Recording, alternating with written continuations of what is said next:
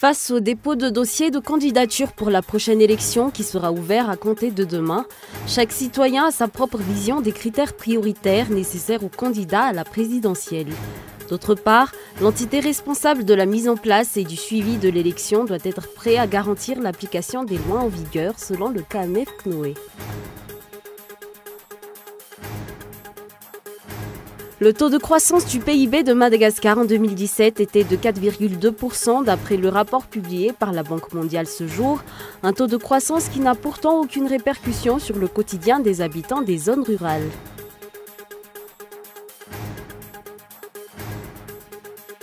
Selon les premiers résultats, le oui arrive largement en tête aux Comores lors du référendum constitutionnel boycotté par l'opposition. Il est destiné à renforcer les pouvoirs du président Azali Assoumani.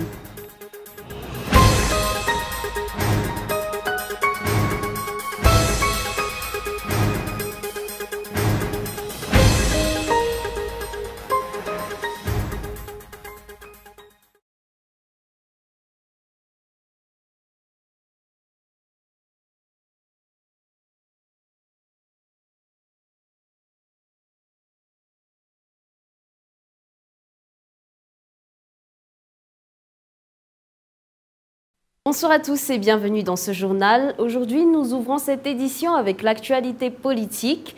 Face au dépôt de dossier de candidature pour la prochaine élection qui sera ouvert à compter de demain, chaque citoyen a sa propre vision des critères prioritaires nécessaires aux candidats à la présidentielle. D'autre part, l'entité responsable de la mise en place du suivi de l'élection doit être prêt à garantir l'application des lois en vigueur selon le KMF CNOE. Reportage Feizour Rafali. Le dépôt de dossier de candidature à la prochaine élection présidentielle à la Haute Cour constitutionnelle sera ouvert à partir de demain. Face à cela, chaque citoyen a sa propre vision sur le programme et le profil du candidat qui mériterait la place de chef d'État et qui sera apte à apporter les changements nécessaires au pays.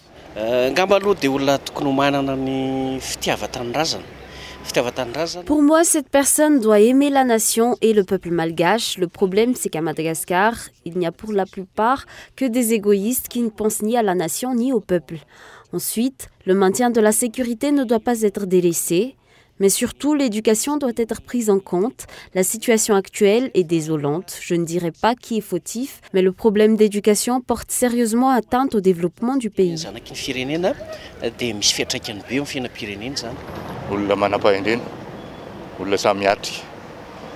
Selon moi, il faut une personne dotée de sagesse, prêt à faire ce qu'il faut pour l'intérêt de la nation et du peuple, prêt à mettre en place une refondation, mais au cours d'un mandat présidentiel et non d'une transition. Le système monétaire, tout, transition.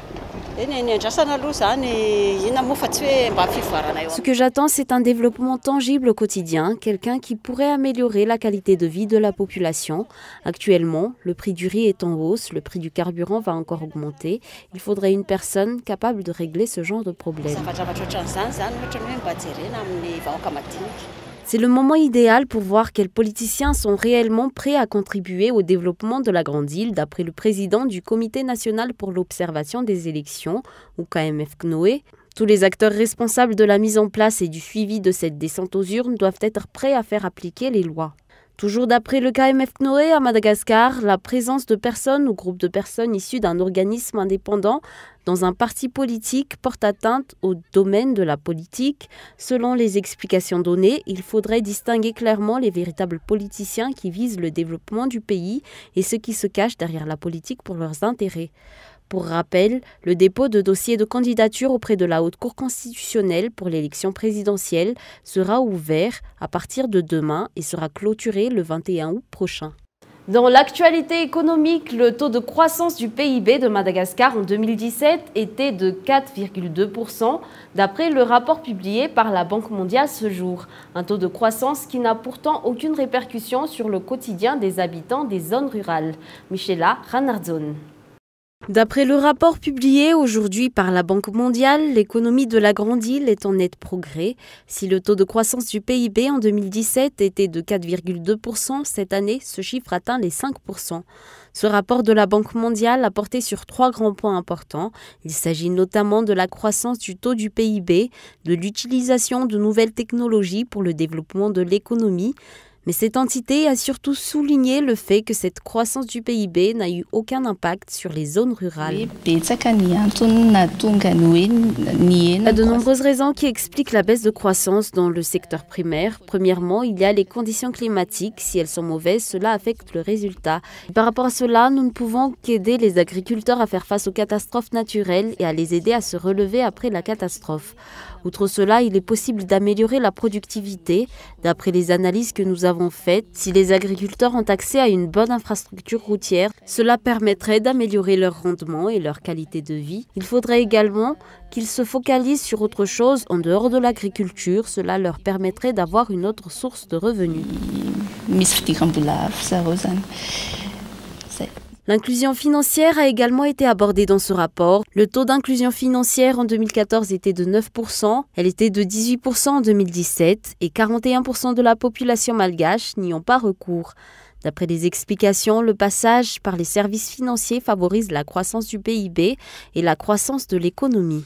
L'accès aux services financiers est surtout vu comme un accès à des services qui vous permettent d'investir, d'épargner et d'investir. Donc si la population à Madagascar, pour le moment on a 41% de la population à Madagascar qui n'a aucun accès aux services financiers, ça veut dire que le jour où ils doivent par exemple acheter des semences ou des outils pour planter, s'ils n'ont pas le financement disponible, ils se retrouvent dans l'impossibilité de le faire. Tandis que s'ils avaient accès à des services financiers, soit ils auraient pu épargner avant et utiliser cette épargne, soit ils auraient pu emprunter et rembourser après la récolte. Et donc c'est pour ça que cet accès aux services financiers est vu comme un élément important pour que les gens puissent produire, être plus productifs, prendre certains risques aussi.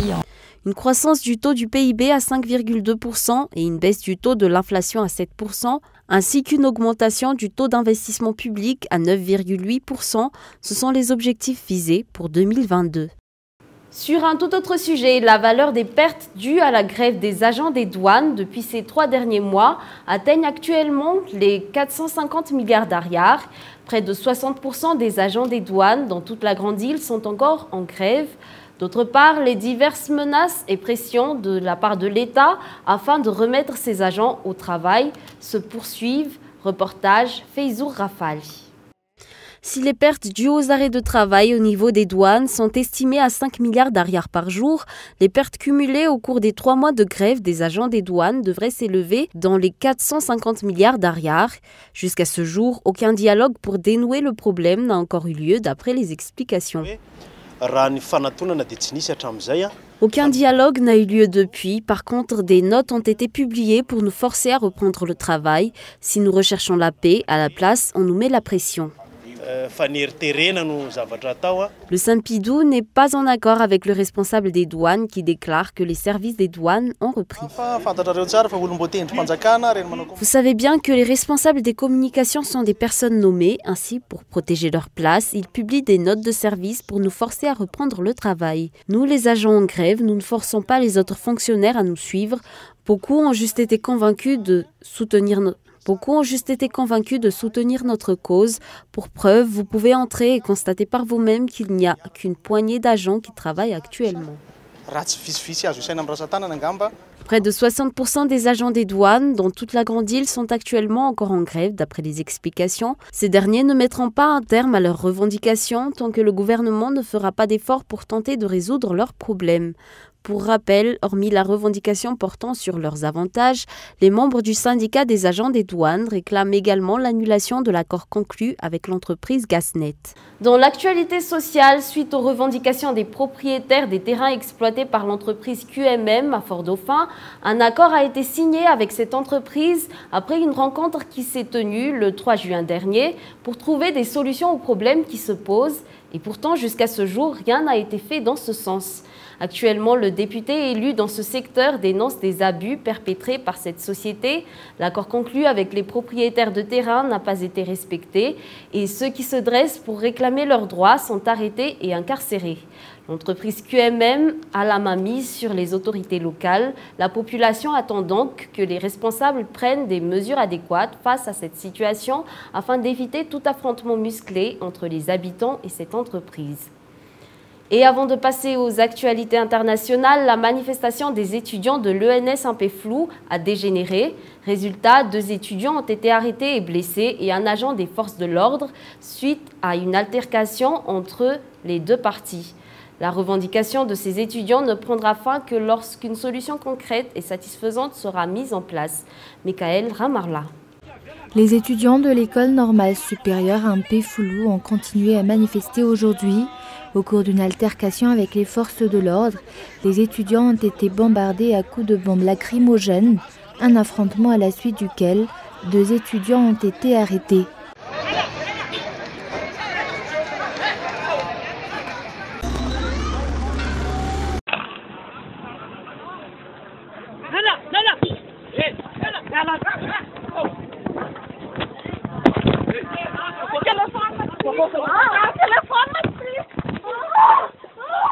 D'autre part, un agent des forces de l'ordre a été blessé par des pierres lancées par des étudiants en riposte à l'arrestation de leurs camarades.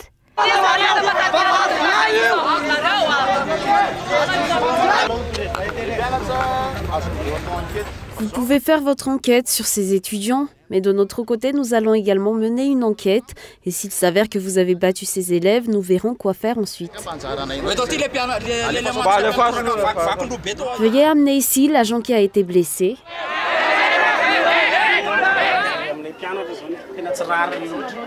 Ceci est injuste, nous n'avons fait aucun dégât et pourtant nous avons été attaqués.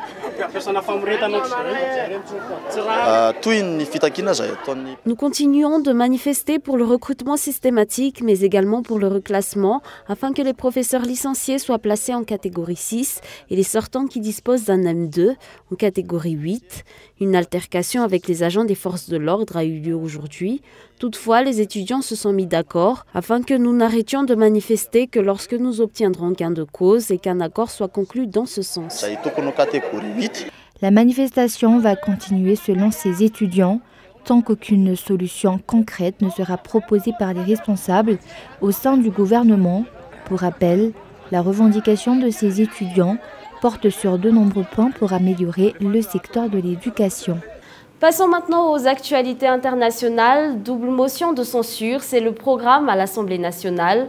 L'opposition veut marquer le coup et que l'affaire Benalla rebondit. Une nouvelle vidéo met à mal la défense de l'ex-conseiller. France 24. Selon le vidéaste amateur, ces nouvelles images auraient été tournées à 16h52 précisément au Jardin des Plantes le 1er mai dernier. 3 heures avant les incidents de la place de la Contrescarpe. Au milieu des CRS, 2 hommes. Celui de gauche ressemble fort à Alexandre Benalla, même corpulence et une capuche grise. Sur les images de la place de la Contrescarpe, Alexandre Benalla portait une capuche similaire. À droite, plus reconnaissable, Vincent Crase.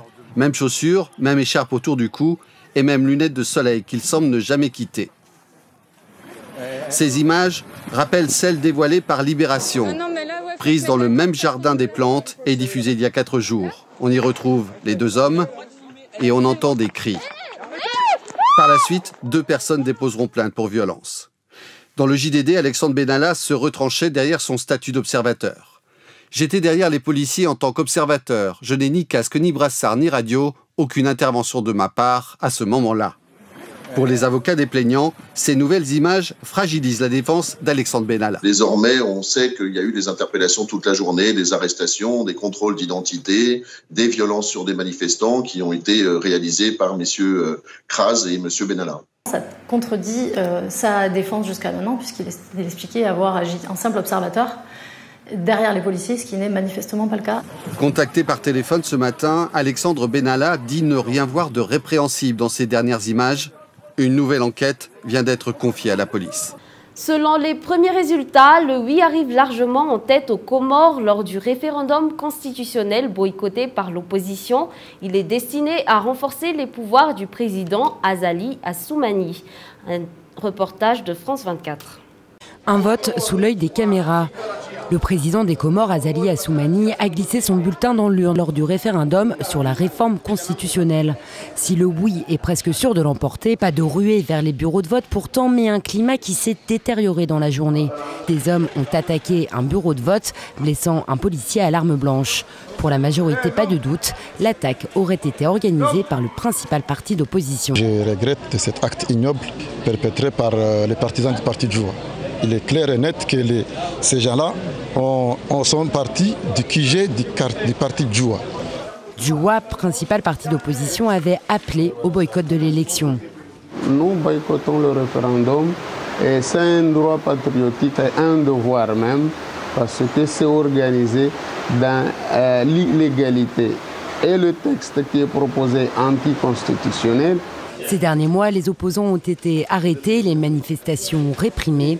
Déjà critiqué pour ses dérives autoritaires, le président verrait ses pouvoirs renforcés avec la suppression des vice-présidents et la fin de la Cour constitutionnelle. Surtout, cette réforme permettrait à l'ancien putschiste de briguer 2 mandats consécutifs de 5 ans, au lieu du partage du pouvoir tous les 5 ans entre les 3 îles de l'archipel prévu actuellement.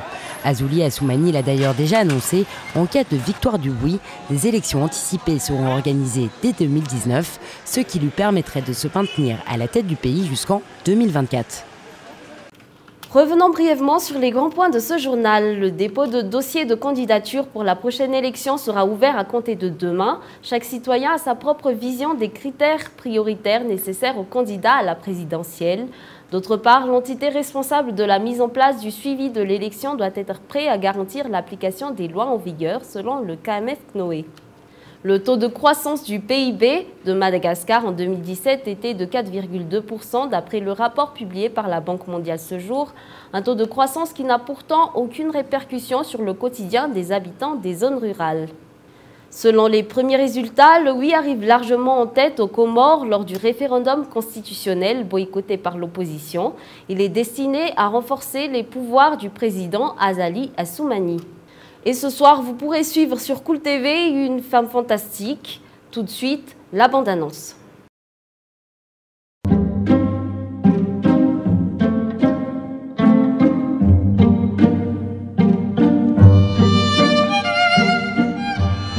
Don Orlando... Oneto. ¿Te pagaba? Éramos pareja. Gracias, mi amor. Se querían entonces, no era solamente sexual. ¿Por qué quieres saber eso? No, lo que pasa es que el cuerpo del señor Oneto llegó con golpes, con hematoma. Orlando, ¿qué te pasa? No sé. Comunicamos el sensible fallecimiento de nuestro esposo, hermano, padre, compañero y amigo. No vayas para allá, eso sería masoquismo. Cuando me casé con... Et avant de nous quitter, Cool TV tient à vous faire part d'un léger changement de programme pour les émissions qui seront diffusées demain, 1er août. Ainsi, la version malgache du journal sera présentée à 19h30. L'émission Mekamag et la telenovela Ne me quitte pas seront diffusées avant le journal. Et à 20h, vous pourrez suivre une émission spéciale sur l'initiative pour l'émergence de Madagascar, comme indiqué dans la bande-annonce diffusée sur Cool TV. Et c'est la fin de ce journal. Nous vous remercions pour votre fidélité. Bonne soirée à tous et excellente suite de programmes en compagnie de Cool TV.